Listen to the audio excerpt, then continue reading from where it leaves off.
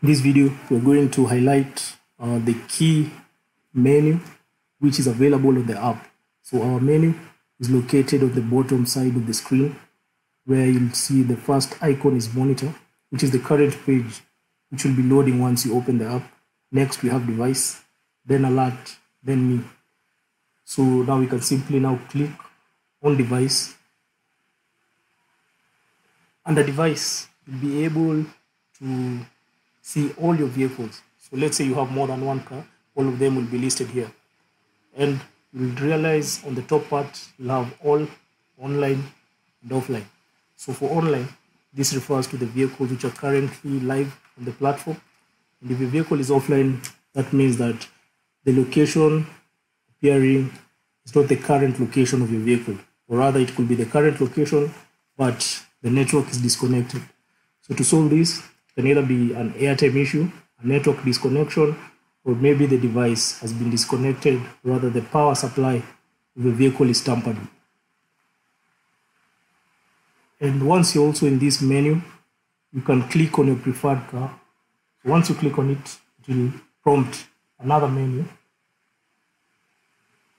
You can realize that this looks different on the Android and the iPhone device. So for the iPhone device, which is the device on the left, that's how it appears.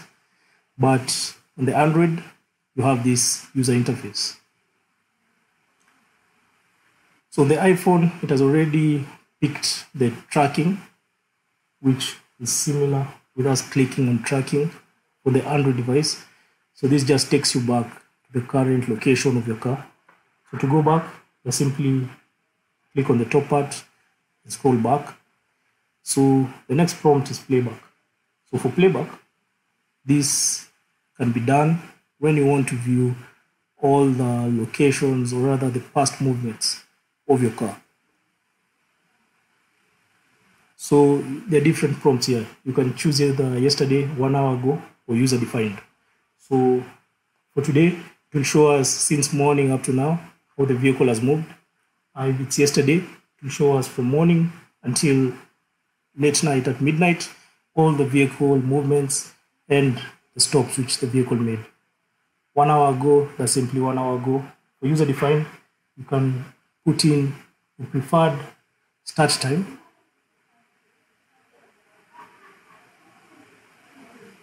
and the preferred end time.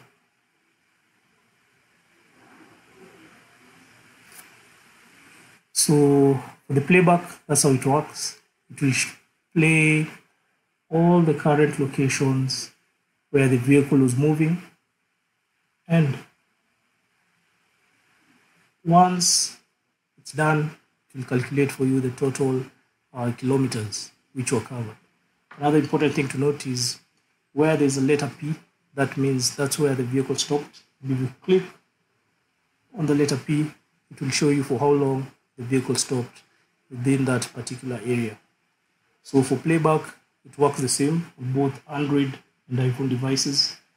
So now you can be able to go back. Below that, you have details. So details, this is main information about our device. So here you'll be able to see the first part is the name of your car. So in your case, this can be the registration number.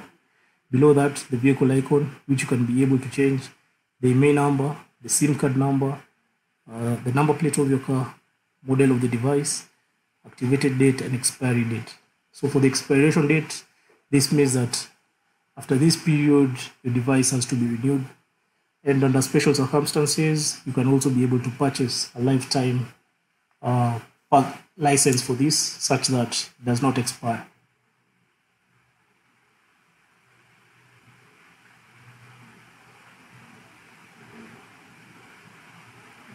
Now, since we've covered details, next we move in and cover commands.